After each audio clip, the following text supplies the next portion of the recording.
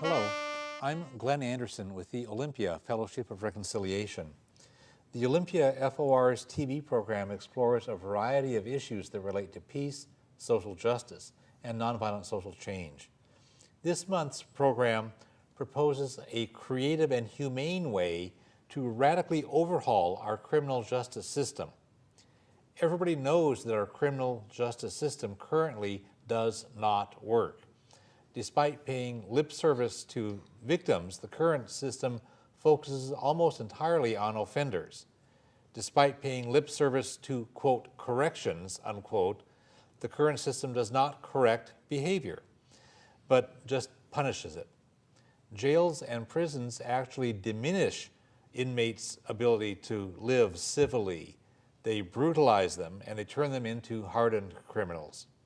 So this month's TV program will explore restorative justice, a totally fresh alternative to our criminal justice system. And we'll also explore applying similar restorative practices to other aspects of our society, including schools, workplaces, and families. I'm happy to welcome two guests who have a lot of knowledge and experience in restorative justice and restorative practices. Paul McCold started working on restorative justice soon after the early leaders laid the groundwork. He is a PhD criminologist and a research scholar active in restorative justice since 1993. Beth Rodman has done a lot of studying and experimenting with implementing restorative practices in a variety of other settings, and they've worked for 11 years, both of them, for the International Institute for Restorative Practices. Good to have you both here. Thank you for joining us. Glenn. Thank you. We will have a good time on this show.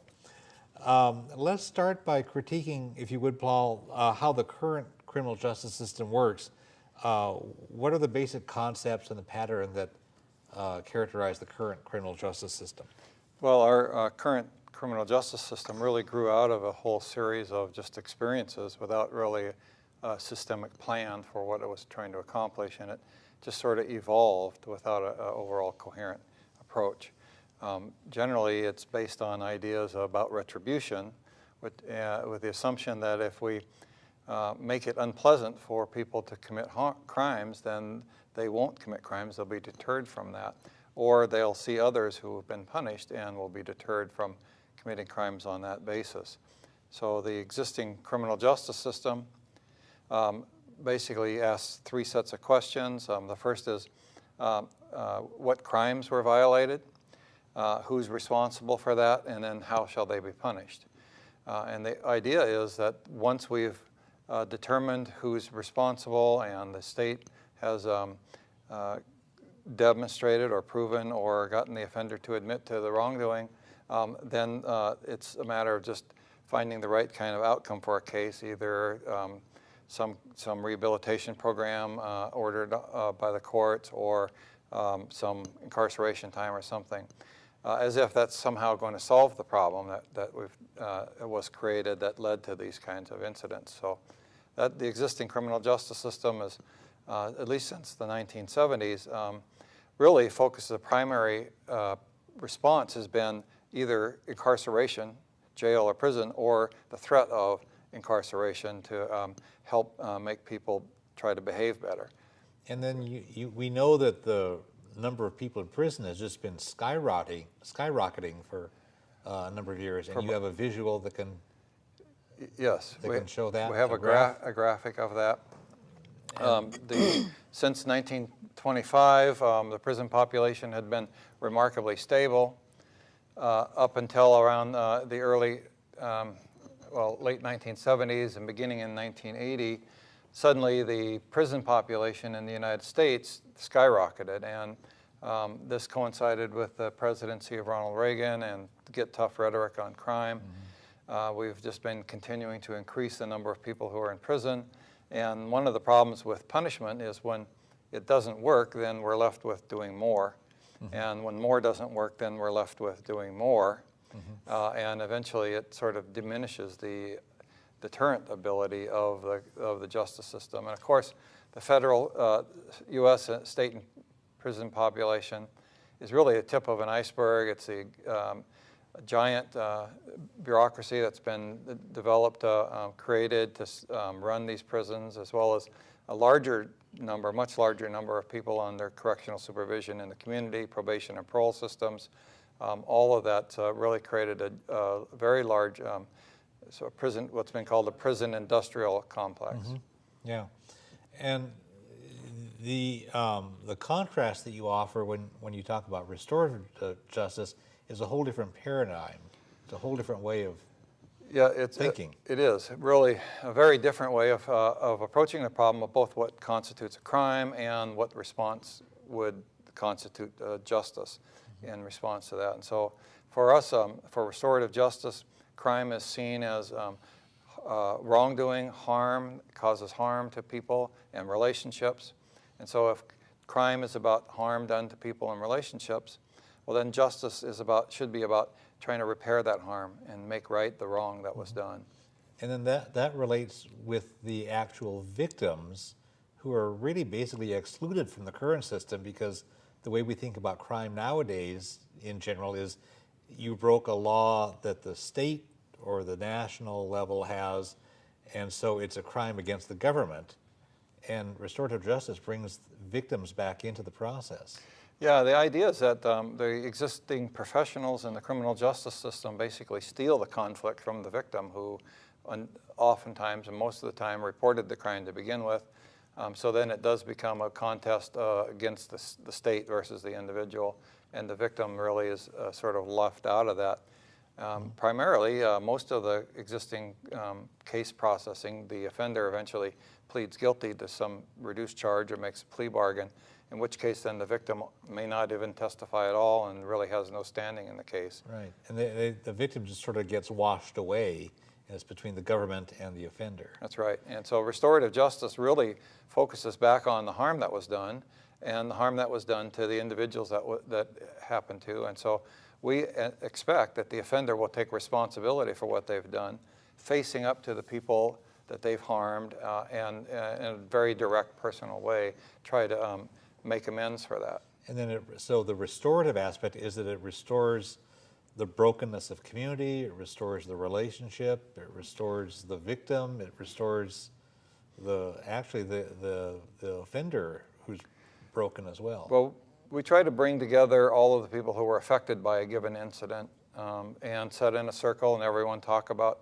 how they were affected, what their needs are now, and then we come up with a collective agreement about what needs to be done now to make things right. So it's really about making right the wrong as much as is possible, and especially making it right to the victim. So what practices are there? How does it function? What would happen in the case?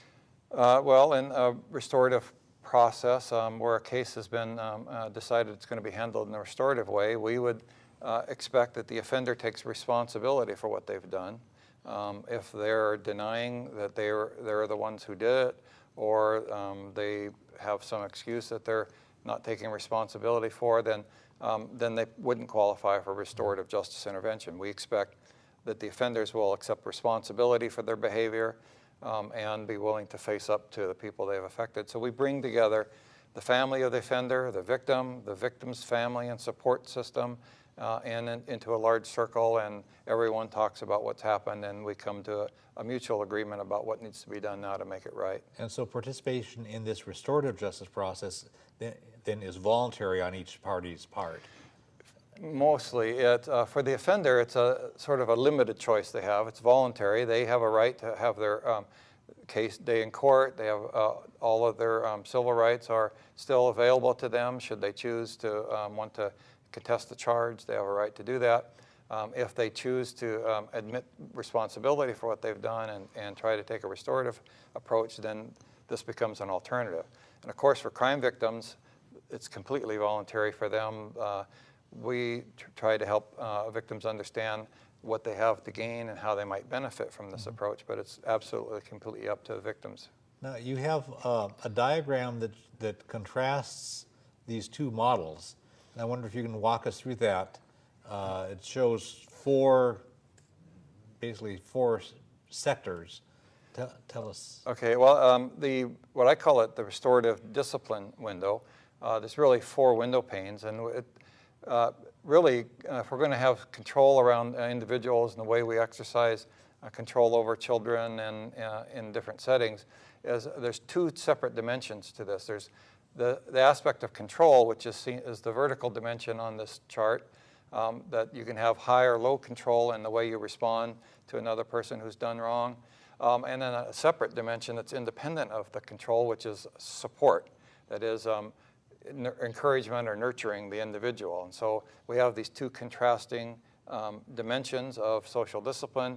Control, which is limit setting or having high expectations for people's behavior, and support for them. And so our traditional punitive justice system, a sort of law enforcement approach, has very high on control, but very low on support. So it's all about exercising discipline through punitive means. Likewise, for social work kind of approach, we're concerned all about the individual and what we can do to help reform them. So that's all very high on support, but then there's very little expectation set limits on that, and so that would be permissive. And so we've used these shorthands of saying doing things to people, it's a punitive approach, doing things for people, that's a permissive approach, and of course not exercising either control or support is really a neglectful approach. So the quadrants, the neglectful approach of basically not doing much of anything is the lower left corner. Yes. The heavy control, the heavy authoritarian, lock them up and throw away the key approach, that's the upper left. The 2 box, And yes. the one that's all do-gooder but without any accountability is the lower right corner. Right, doing for people. And what you advocate is the upper right corner, which is strong on both control and support. Yes, that is, it's not less expectation. We don't lower our expectations for behavior, and we hold people to a high standard of expectations, but we also engage them, the person, in helping them have what they need to be able to make right the wrong. So the only way you can get to this box that we're calling restorative, that is both simultaneously high on control and support, is to really engage with people and to seek a cooperative approach where we separate the deed from the doer, and we invite the person who's done the wrong to join with us to help figure out how they can make things right. And so we have this expectation that they'll cooperate with this process. What kinds of crimes, what range of crimes is this working for? I know at the outset, when I first encountered this approach like 20 years ago, it was used mostly with like teenagers or young adults with like lower level offenses, but it's broadened out. Tell us what kinds of circumstances. There's still a tendency in this country, in the U.S., to limit this kind of alternative approach to lesser serious offenses. We somehow think that in dealing with something serious, the only way to make that right is to inflict harm on the wrongdoer. So there's a limited number of cases in the US where they're actually doing this on more serious cases, but around the world they're actually taking on very serious cases with this. There's been a number of experiments in the UK and in Canada where they're dealing with burglaries and robberies, assaults, fairly serious offenses. In New Zealand, the country that really started this family group conferencing model in 1989, they've mandated this as the primary approach for all juvenile justice cases except for homicide.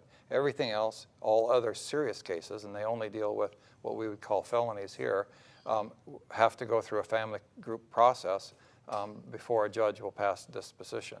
And cases that are less serious are handled in an informal way by the police. Okay, now let's hold that in our heads, and then let's look at other areas with Beth about beyond the criminal justice system. This would seem to have wide applicability. Both you and Paul went to Pennsylvania in 1995 and learned from a model that was used in Australia. Tell us about that, and then let's talk about other ways of applying this. Well, I should say first that we went to Pennsylvania after we had spent 2 or 3 years working with what we'd learned from Howard Zer's book, Changing Lenses. And this was, in going to Pennsylvania, we got to see a model of restorative justice at work for the first time. At that time, I was working with about 150 school districts in New York State, and I immediately saw that there was applicability to use this in a disciplinary way in schools. And we were also starting to recognize some of the principles underlying these processes, like treating all people very respectfully. You know, where it didn't matter whether this was the offender or the victim, we treated them both like they were invaluable human beings, and people really respond to that kind of treatment. And I don't know about you, but sometimes when I did things wrong in school, I was not being treated like an incredibly valuable person. So that kind of respect certainly brought a great deal of effectiveness, and schools are have been becoming unhappy places to be for both children and teachers. So I certainly thought there was a lot that we could do with it.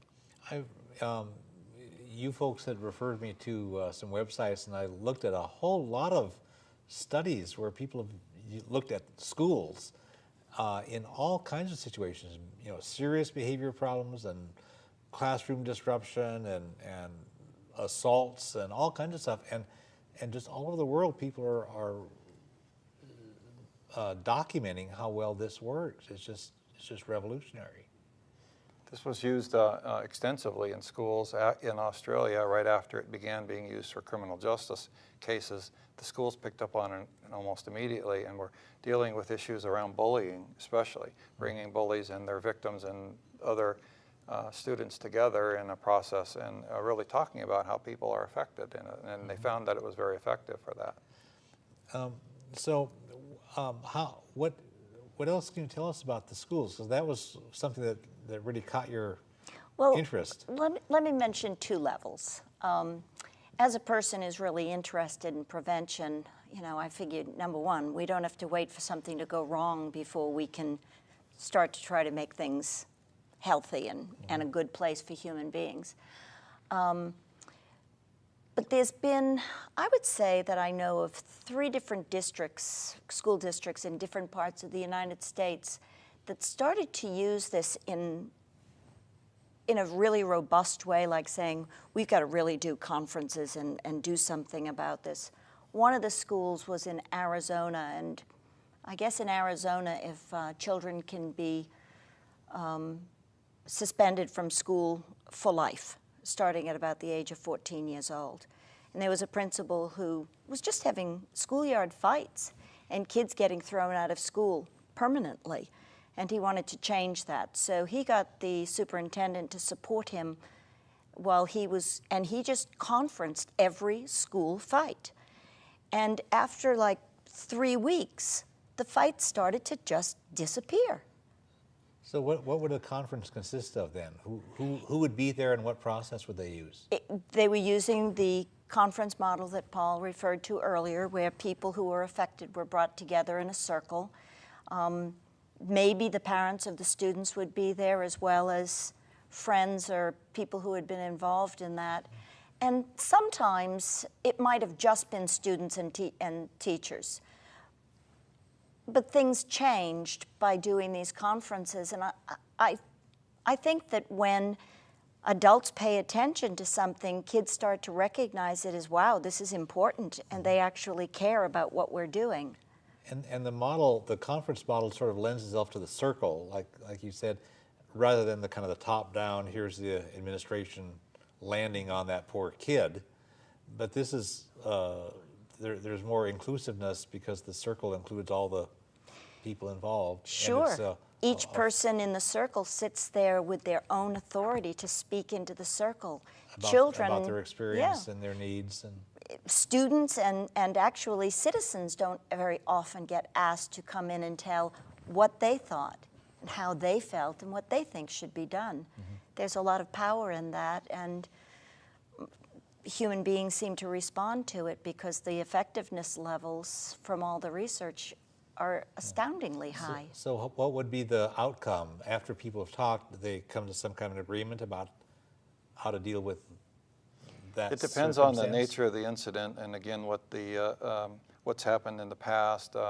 Sometimes by the time we actually facilitate a circle around an incident, the young person's already been punished in several different ways, suspended from school, or you know, his parents have grounded him, or he's experienced a number of different kinds of punishments, and so the less is expected, or the people feel less of a need for having some kind of consequences. Other times there's real clear there's an underlying problem that needs to be addressed, and that gets recognized in the circle, and the person gets support for trying to engage in some kind of a reformatory reform program or a rehabilitation or treatment program that they might be involved in. Oftentimes it's really just a young person understanding how people were affected by their behavior is a surprise to them. They don't realize how many other people have been affected, and that is really part of the growth and learning experience we all need growing up, is to learn from our mistakes and to understand how we've affected other people. Yeah, when I've heard you speak before about this, you mentioned how like the mother of the offender or other people, siblings or friends or other people who have some relationship with the offender can say things. So beyond the victim being able to say how they were affected, but just even within the offender's own network of people, the mother and others, it's like, wow, I was hurting all these people too. I didn't, people just sometimes don't have a sense of what the implications are. We need to really rely on that existing social support system, the family. We've sort of forgotten about the family, or we treat the family as if they're part of the problem or are the problem with young people. And what we need to do is really re-engage that family and seek the strengths that the family has and provide the kind of support systems that the family needs to make a difference there. When we were preparing for the program and talking on the phone, you mentioned how sometimes people have deficits in different areas. There could be some problem at school, or there's a deficiency in the family situation or some other setting, and so you mentioned these multiple dimensions. Can you tell us some more? I think what you're referring to is I really care about I think that we as adults should be doing what we can to help children to grow up to be successful adults. And it's not just the job of the family or the school, but it's the many adults that surround that child. And the research pretty clearly shows that if young people have bonds to their family, to their school, to their church, or other community connections, that really strengthens them and is a very good predictor. The more bonds that they have, the better predictor it is of a healthy adult outcome, a productive citizen, exactly what we're wanting children grow up to be. So one of the things that I think restorative practices can do is to strengthen bonds, create bonds that will help to reduce risks that kids can run into. Yeah, so if a kid is having trouble in school, if that's kind of a weak area, then maybe some of these other resources can be brought to provide the support. Well, that's interesting that you say that, because I actually know that conferencing, as Paul described earlier, has actually been used for some academic cases. You know, there was a high school kid who was taking AP biology and she was failing it. And the teacher felt terrible about it and had better expectations. Anyway, they pulled together a conference of her family and the teacher, and another person in the school ran it. And the parents realized that this was their third child and they were maybe not being as involved as parents as they should be. And the girl was surprised that her teacher cared. She didn't know the teacher cared that she was failing. So, and actually I think it was that you could only miss 3 classes and she had missed the 3, but the parents decided that they would become more involved. The girl was willing to pitch back in and try harder, and it was, you know, her academic life improved. Yeah. So this goes beyond the notion of what had started out as an alternative to this dysfunctional criminal justice system. And so you're seeing applications, how it can help society in all kinds of other dimensions. We've gotten to a situation where you have a problem or a dispute with your neighbor. Rather than going to your neighbor and saying, you know, I have this problem, can we talk about it? I think we need to come to some agreement about how we're going to handle this. Instead, we call the police and let the professionals take the problem away from us, and as if, you know, we're going to rely on them for solutions. And what we do is fail to know how to handle conflict in a constructive way ourselves. So what you're proposing is really very empowering because it helps people develop skills in resolving problems and helps people take responsibility in a positive way, and it's solution oriented is one of the things that's exciting about this. Instead of like the old punishment, how can we hurt them, how can we put them down, it's like how can we solve the problem. And sometimes the solution is that an apology is made in this circle and that people see that this young person is not evil but made a really dumb mistake. And so the agreement has nothing additional added to it because people have a very strong sense of satisfaction that we've listened to each other, we've heard each other, and this is taken care of now. You've also looked at workplaces as another area where this kind of an approach would be very helpful. Tell us something about that. Well, again, you bring these principles, I keep mentioning the principle of respect, and as the social discipline window that Paul showed you, that collaborative thing. So in the workplace, instead of the boss being very authoritarian and just telling everybody what to do and when to do it and how to do it, to be more engaging and to work with people and find which jobs people most want to do and which jobs people, and let them work it out. Yeah, the bosses often will use pay lip service to a team, but it's really that's just a euphemism for the same old authoritarian model, and they don't really practice it. And what this would do would be, like I say, collaborative and respectful. It doesn't mean that the boss is giving up their authority. It just means that they're seeking cooperation and input from the people. And you find that if you use these kind of approaches in a classroom or in a workplace, you'll have much more effectiveness in the work. People will be happy to pitch in and do extra. When you worked at IIRP, you used that in the workplace, and tell us how that worked. We did. Well, you have to give it does take a little time, but the time gets paid back tenfold. We used some time, probably a couple of hours a month, where we did team building to build trust, to build relationships, and the kind of supervision that I did with individuals in terms of job satisfaction or job definition. It builds community, and it built a team, and people trust each other, rely more on each other. They know they're here to do a job, and that's what they do. They work beautifully. How might restorative practices be helpful in family settings? Well, I think that there are some things like family meetings that are promoted in parent literature that really are like restorative practices, where a family maybe has a regular 1 hour on Friday night where they come together and talk about problems or wants or money or job assignments.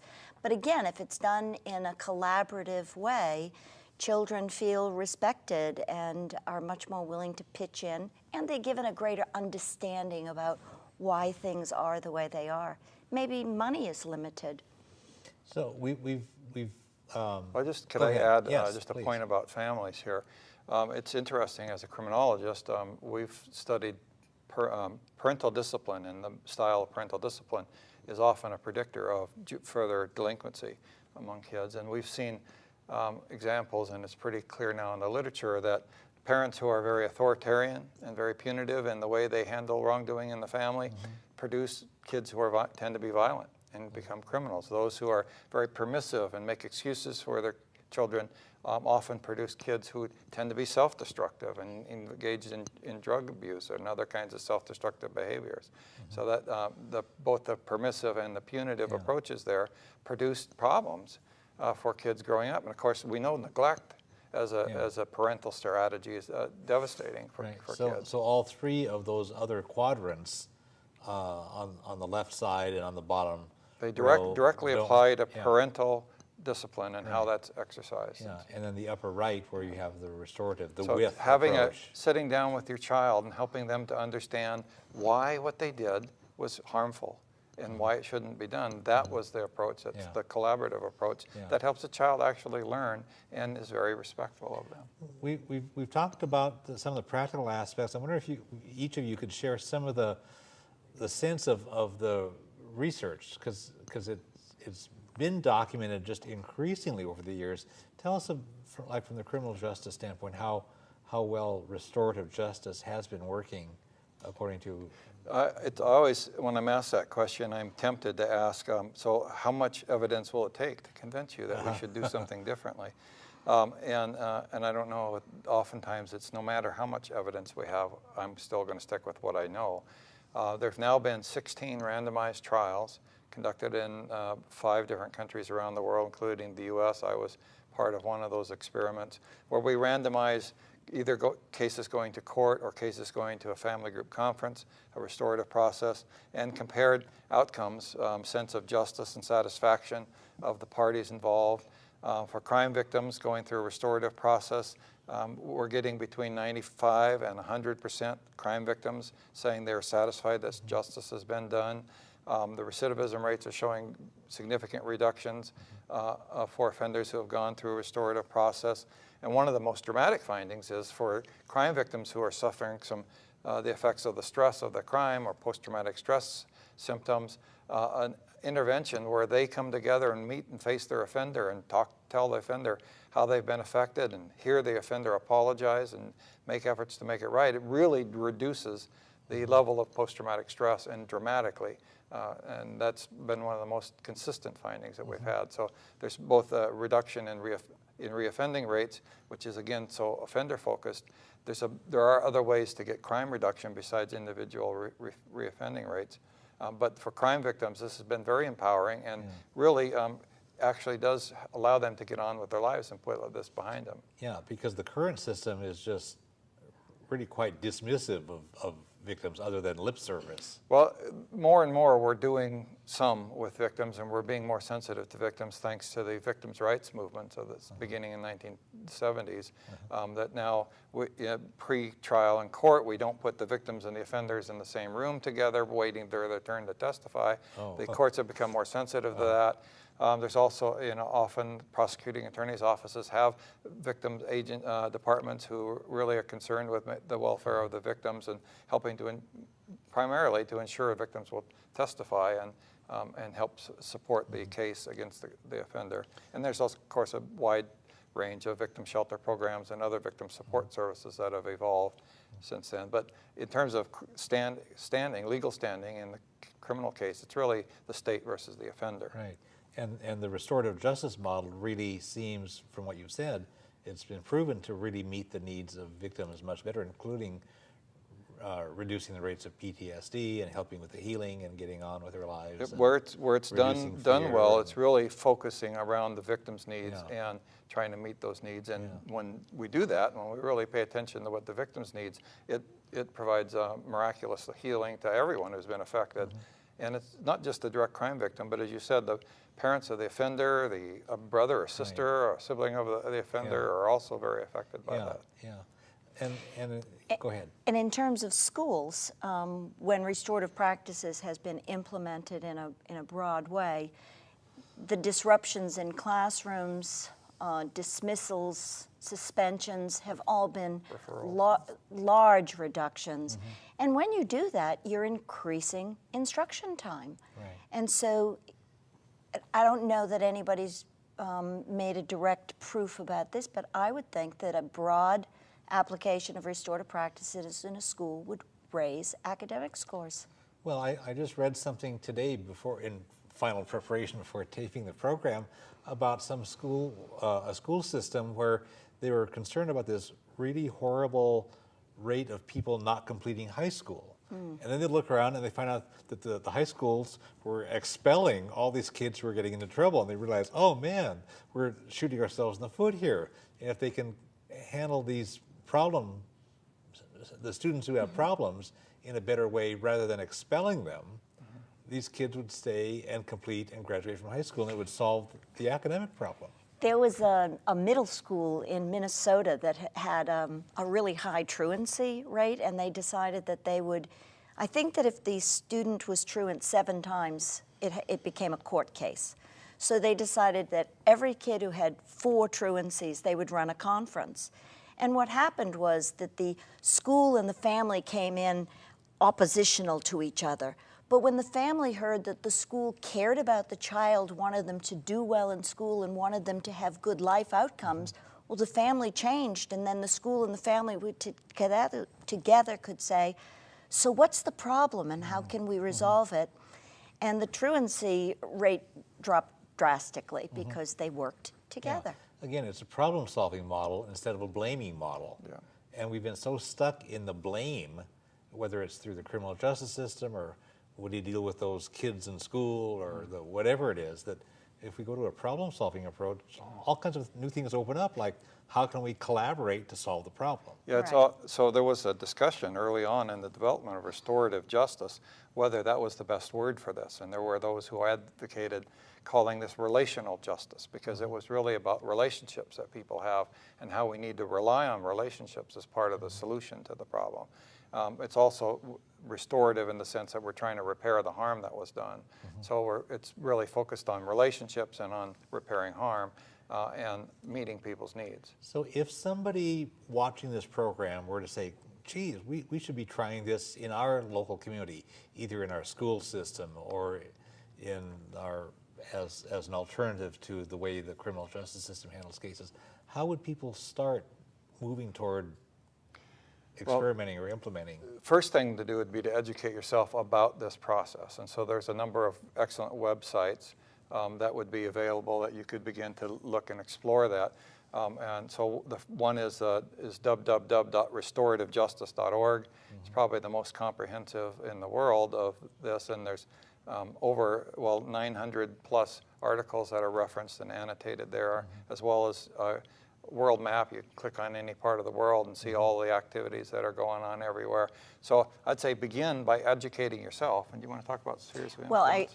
Well, no, actually I was going to say that the International Institute for Restorative Practices has been quite a leader around restorative practices in schools, and they have some excellent materials, especially videos. And that's www.iirp.org. Right. And at the end of the program, we'll have both of those listed in the credits, restorativjustice.org and iirp.org.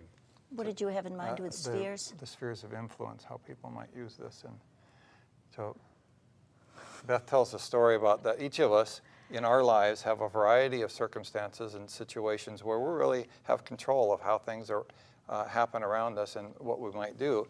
And we can always choose to take a punitive authoritarian approach to problems, or we might choose very differently to take a collaborative relational repair problem-solving approach to those problems. And so we have the sphere that we have control over that we can exercise that. And do you want to? Okay, this is actually a Stephen Covey concept. You have control over very little in your life, and you have also some influence.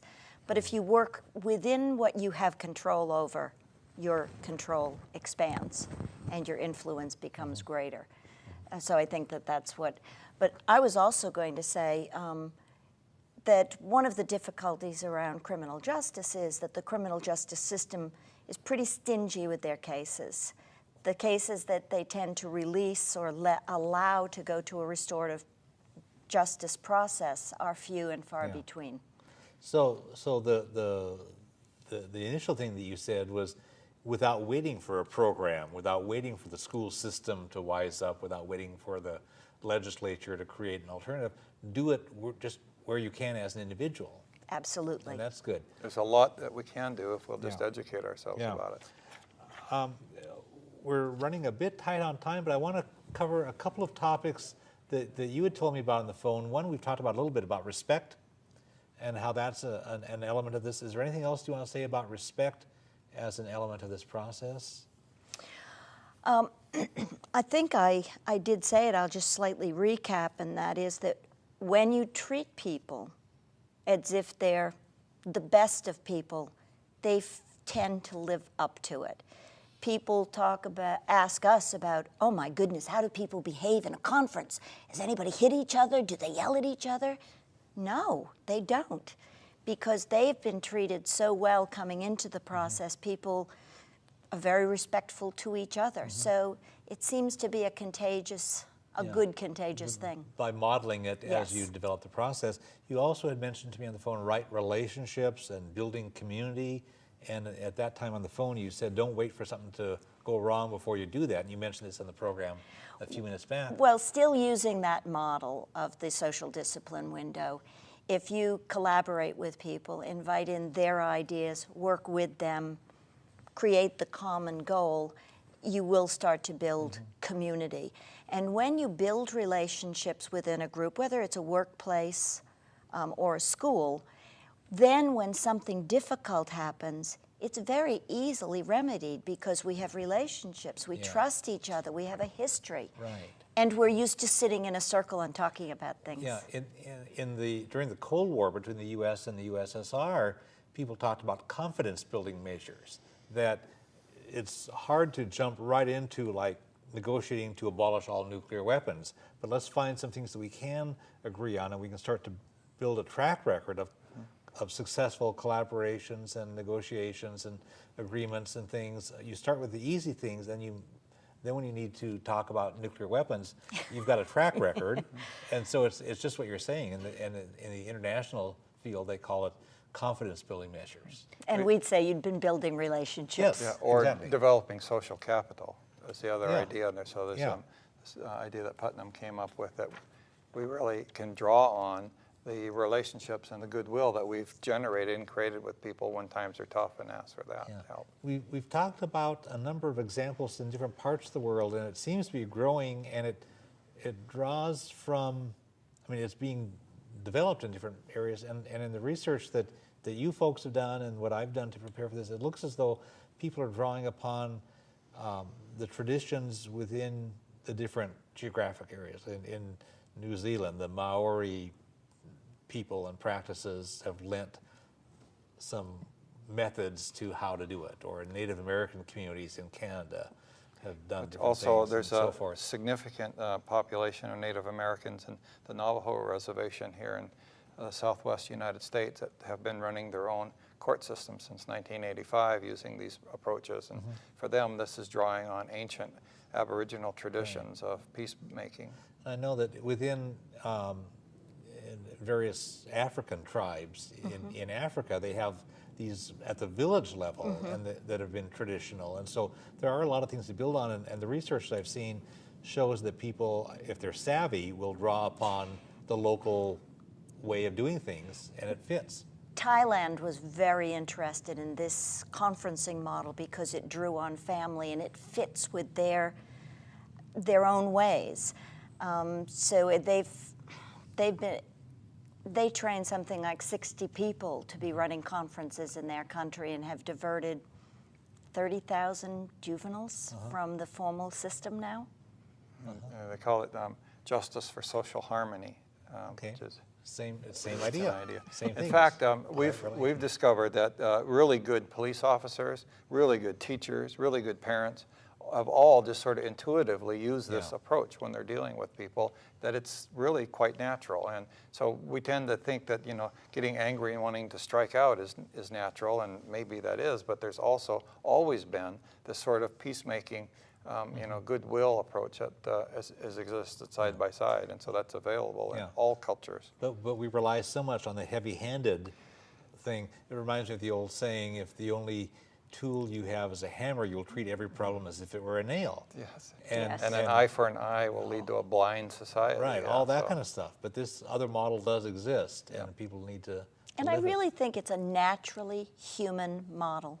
And if we could get back to our own indigenous village roots, this is probably what was going on. People feel good about doing it. I mean, the process feels good because you know that you're solving the problem and doing it humanely. Yeah, there's been, it's amazing the level of satisfaction that people experience and express after these interventions. So, I know you're trying to do some locally, and we would encourage people to contact your emails, which we'll put up with the closing credits if people want to follow up, and we want to certainly encourage people to educate themselves by going to restorativejustice.org and IIRP.org, because those are both just really great sources of information and I would encourage people to read this book that you have here in front of us. Yeah, you mentioned that was important in your development, and I read this some years ago also. It was very good. Howard Zehr has written a lot of things. He comes out of a Mennonite background. The Mennonite Church and the Mennonite Central Committee have been very, very good. And he's a fairly serious photographer, so changing lenses was his way of changing paradigms. I didn't know about his photography, but the book is very readable, very humane, very warm, and you go, wow, yeah, of course. So it's an excellent resource. What else would you like people to do who might be? Well, let's talk some more about what potential you see locally for some of this. Well, we have already started an initiative that I call the Thurston County Restorative Justice Initiative, and we have a number of nonprofit organizations who are currently accepting cases being diverted from the courts, who are now beginning to explore this restorative justice. And of course, we have a long-standing dispute resolution center here in town that's been doing mediation cases for a long time, and are also part of this movement toward more restorative justice. As well as trying to get the schools involved. The local police department here at Olympia Police Department's been very interested, and Lacey Police Department's expressed some interest. The county prosecutor's office is really quite interested in this, and they have a number of victim people there who are interested in exploring this. Recently, I've been talking with Veterans for Peace and thinking about how can we use restorative justice and restorative practices in working with returning vets. Yeah, I know a number of people within the Olympia Fellowship of Reconciliation are very much interested, and so it seems like it has potential to pull together people from throughout the community from different sectors and make something good happen. We would encourage people to make note at the end of the show of the email addresses and connect with you. I have a growing email list of people that will make regular contact with here as well. So. Let's see. What else would you like people to do if they want to help? How could people actually get involved, get connected, practice it in your own life in areas that you have control over? Well, one of the things I encourage people to do is to approach their public officials and ask them about restorative justice. Ask them about their opinion. What do they think of it? What they might do? So that can create sort of a political push to move more things. Or to challenge their schools for how do you think that punishment taught anybody anything? Couldn't we do something that would actually allow them to learn? Yeah, because the status quo is often entrenched and sometimes just doesn't know that there are better ways out there. Yeah, or they tend to interpret what they're doing already as something that's a restorative approach, and we need to do a lot more education. But I think people, there's so much information now available through the internet that there's no reason people can't just educate themselves. Right. There's some really great videos that are available on YouTube about restorative justice. I urge you to Google the terms restorative justice, do a video search on YouTube about restorative justice, and there's a lot out there.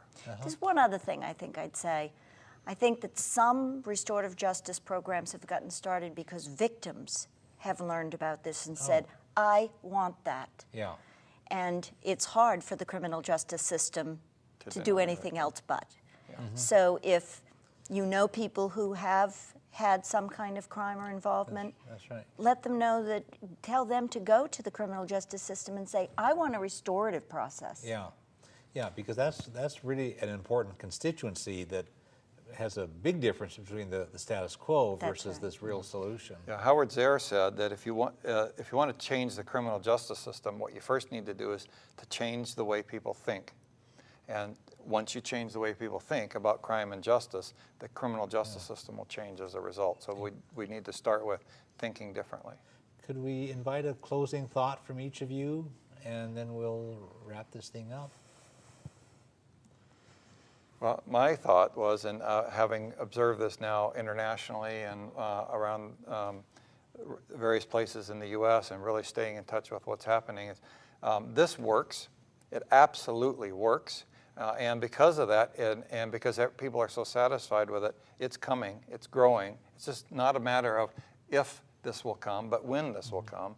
And there's just no reason to let people continue to suffer needlessly here when we could be doing a restorative approach now. And if we can't get this happening in Olympia, I don't know where and what hope there is for the rest of the country.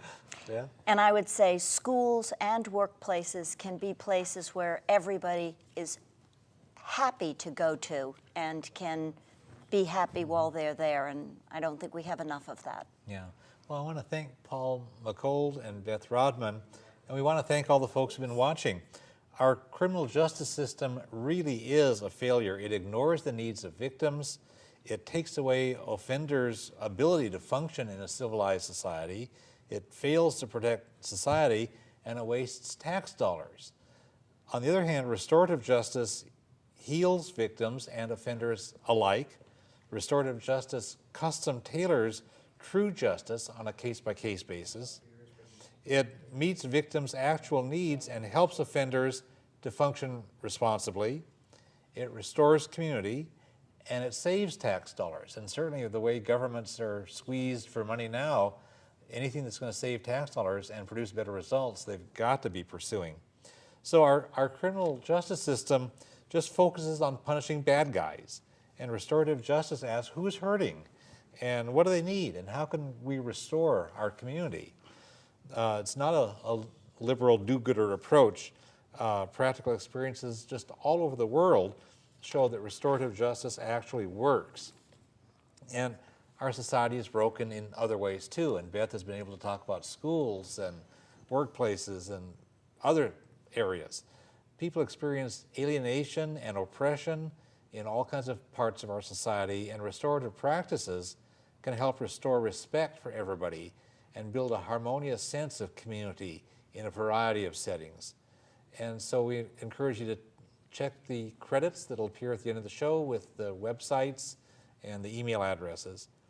For information about a wide variety of issues that relate to peace, social justice, and nonviolence, contact the Olympia Fellowship of Reconciliation at 360-491-9093. We're all one human family, and we all share one planet. We can make the world a better place, but we all have to do our part. And the world needs exactly what you have to offer.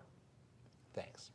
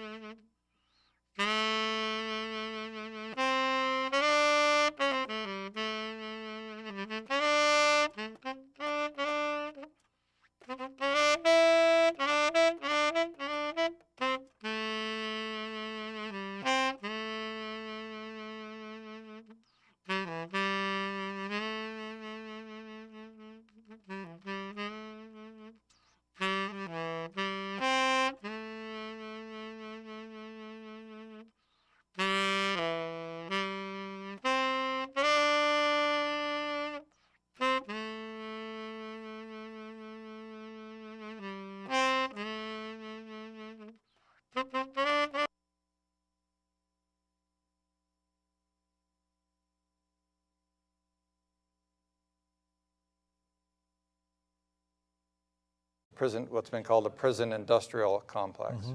Yeah, and the contrast that you offer when you talk about restorative justice is a whole different paradigm. It's a whole different way of thinking. It is really a very different way of approaching the problem of both what constitutes a crime and what response would constitute justice in response to that. And so for us, for restorative justice, crime is seen as wrongdoing, harm, causes harm to people and relationships. And so if crime is about harm done to people and relationships, well then justice should be about trying to repair that harm and make right the wrong that was done. And then that relates with the actual victims who are really basically excluded from the current system, because the way we think about crime nowadays in general is you broke a law that the state or the national level has, and so it's a crime against the government. And restorative justice brings victims back into the process. Yeah, the idea is that the existing professionals in the criminal justice system basically steal the conflict from the victim, who oftentimes and most of the time reported the crime to begin with. So then it does become a contest against the state versus the individual, and the victim really is sort of left out of that.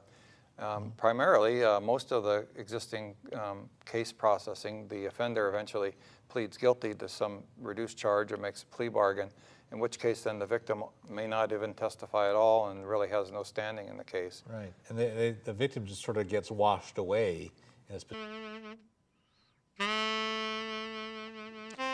Hello, I'm Glenn Anderson with the Olympia Fellowship of Reconciliation.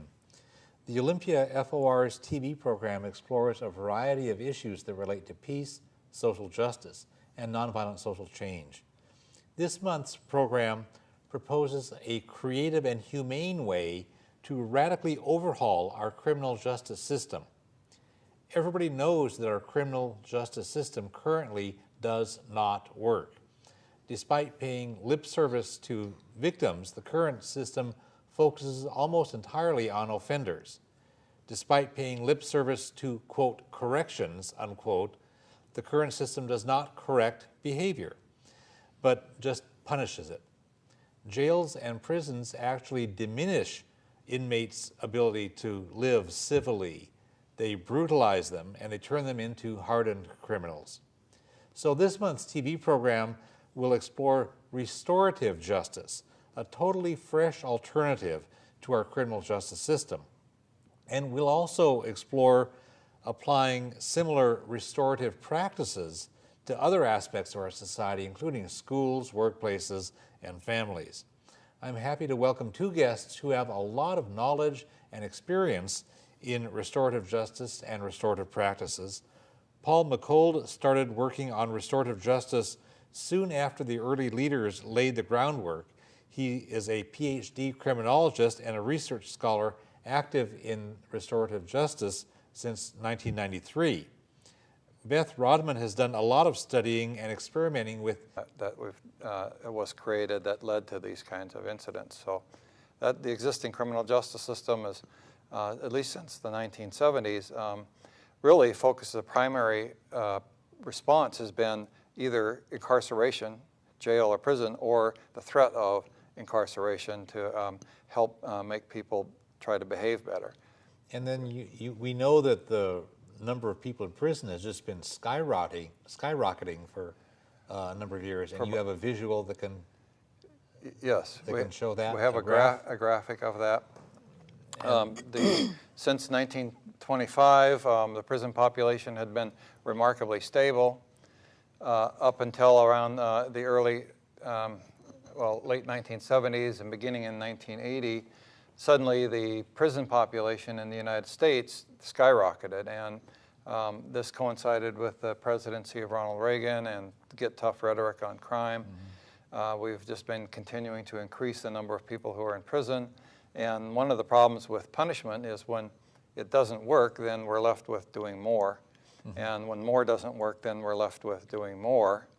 And eventually it sort of diminishes the deterrent ability of the justice system. And of course, the federal U.S. state and prison population is really the tip of an iceberg. It's a giant bureaucracy that's been developed, created to run these prisons, as well as a much larger number of people under correctional supervision in the community, probation and parole systems.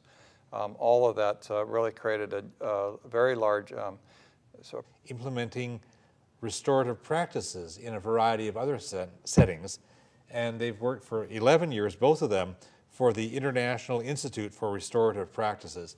Good to have you both here. Thank you for joining us. Glenn. Thank you. We will have a good time on this show. Let's start by critiquing, if you would, Paul, how the current criminal justice system works. What are the basic concepts and the pattern that characterize the current criminal justice system? Well, our current criminal justice system really grew out of a whole series of just experiences without really a systemic plan for what it was trying to accomplish, and it just sort of evolved without an overall coherent approach. Generally, it's based on ideas about retribution, with the assumption that if we make it unpleasant for people to commit crimes, then they won't commit crimes, they'll be deterred from that. Or they'll see others who have been punished and will be deterred from committing crimes on that basis. So the existing criminal justice system basically asks three sets of questions. The first is what crimes were violated, who's responsible for that, and then how shall they be punished. And the idea is that once we've determined who's responsible and the state has demonstrated or proven or gotten the offender to admit to the wrongdoing, then it's a matter of just finding the right kind of outcome for a case, either some rehabilitation program ordered by the courts, or some incarceration time or something, as if that's somehow going to solve the problem.